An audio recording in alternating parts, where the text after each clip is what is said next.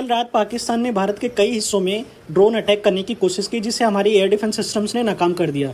उसके बाद भारतीय एयरफोर्स ने काउंटर ऑफेंसिव लॉन्च किया, जिसमें भारतीय एयरफोर्स ने पाकिस्तान के रावलपिंडी में नूर खां एयरबेस, चकवाल में मुरीद एयरबेस और झांग में रफ़ीक एयरबेस के एयर स्ट्रिप्स को पूरी तरीके से तबाह कर दिया है।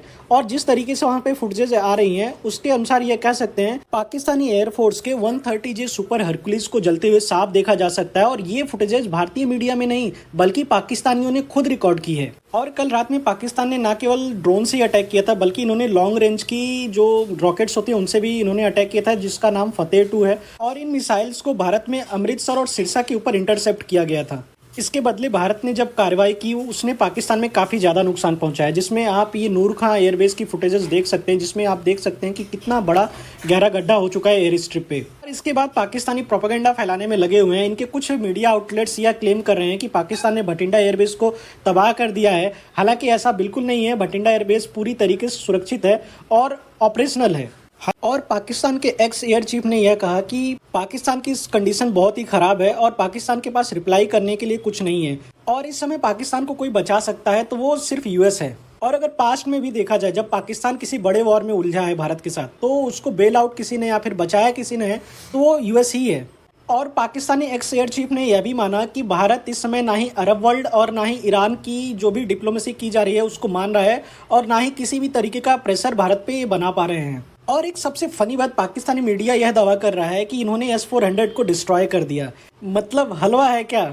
आज जो हम इंडियन एयर डिफेंस सिस्टम को देख रहे हैं, ये हमारी एक दशक की मेहनत है। हमने दसियों साल इस पे अच्छे से खर्च किए, हमने billions of dollar tax payer money को खर्च किया है, तब जाके आज हमारी इंडियन स्काईज इतनी ज़्यादा सेफ हैं।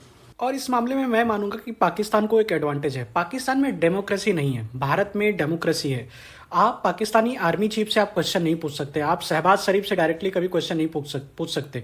भारत में अगर देखा जाए तो भारत में हम अपने टॉप लेवल पे जितने भी ऑफिशियल्स हैं हम उनको क्रिटिसाइज कर सकते हैं। इवन हम अपने प्राइम मिनिस्टर तक को भी क्रिटिसाइज करते हैं और उनसे क्वेश्चन पूछते हैं। एज अ रिस्पॉन्सिबल सिटीजन हमें ये समझना होगा कि पाकिस्तान जिस स्ट्रेटजी को यूज कर रहा है उसे बोलते हैं 5th generation warfare. 5th generation warfare battlefield का वह ग्रे जोन है जहां पे इंफॉर्मेशंस को मैनिपुलेट किया जाता है और फेक इंफॉर्मेशंस फैलाई जाती हैं। आज के टाइम पे पाकिस्तान वही कर रहा है। जहां पे एक लड़ाई हम बैटल ग्राउंड पे काइनेटिक वेपन्स के साथ करते हैं, वहीं पे हम एक लड़ाई माइंडसेट और नैरेटिव को लेकर करते हैं। और यहाँ पे सुंजू की एक लाइन मुझे याद पड़ती है, जिसमें वो कहते हैं कि अगर आपका एनिमी आपसे शक्ति में बहुत बड़ा है तो पहले आप उसके मनोबल को तोड़िए और उसको कंफ्यूज कर दीजिए। और आज के टाइम पे नैरेटिव वॉरफेयर का सबसे बड़ी जगह कोई है तो वो है सोशल मीडिया, न्यूज आउटलेट्स।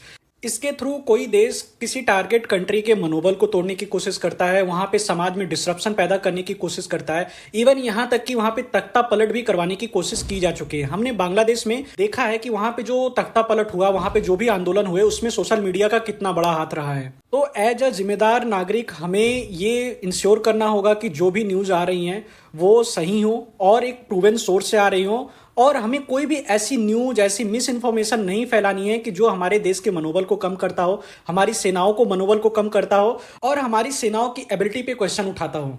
क्योंकि 5th जनरेशन वॉरफेयर या फिर नैरेटिव वॉरफेयर में हर एक सिटीजन एक सैनिक होता है। हालांकि इस अटैक में कुछ हमारे सिविलियंस घायल हुए हैं, लेकिन अब ओवरऑल बात करें कि सिचुएशन किस तरीके से चल रही है, तो सिचुएशन काफ़ी एस्केलेट हो चुकी है और पाकिस्तान ने इसे काफ़ी ज़्यादा एस्केलेट कर दिया है। कल रात में हमारी फॉरेन मिनिस्ट्री ने एक ब्रीफिंग की थी, जिसमें उन्होंने ये कहा था कि पाकिस्तान चाहे तो सिचुएशन को नॉन एस्केलेट कर सकता है। पर पाकिस्तान ने इसके बाद बहुत सारी मिसाइल से भारत पर अटैक किया। और अगर परसों और कल के अटैक्स को बहुत ध्यान से देखा जाए तो परसों इन्होंने जो ड्रोन्स लॉन्च की थी उसके मुकाबले कल इन्होंने बहुत ज़्यादा नंबर्स में ड्रोन्स लॉन्च की थी और साथ ही साथ इन्होंने मिसाइल से अटैक किया। और इस बार इन्होंने यहाँ पे हमारे एयर बेसेस को अटैक करने की कोशिश की है। इससे एक बात तो क्लियर हो जाती है कि पाकिस्तान डी एस्केलेशन नहीं चाहता है। इतना सब कुछ होने के बाद अब हम सिचुएशन को हल्के में नहीं ले सकते हैं और हमें अब पाकिस्तान को प्रॉपर रिप्लाई देना होगा, और रिप्लाई ऐसा हो कि पाकिस्तान फिर से रिटेलिएट ना कर सके।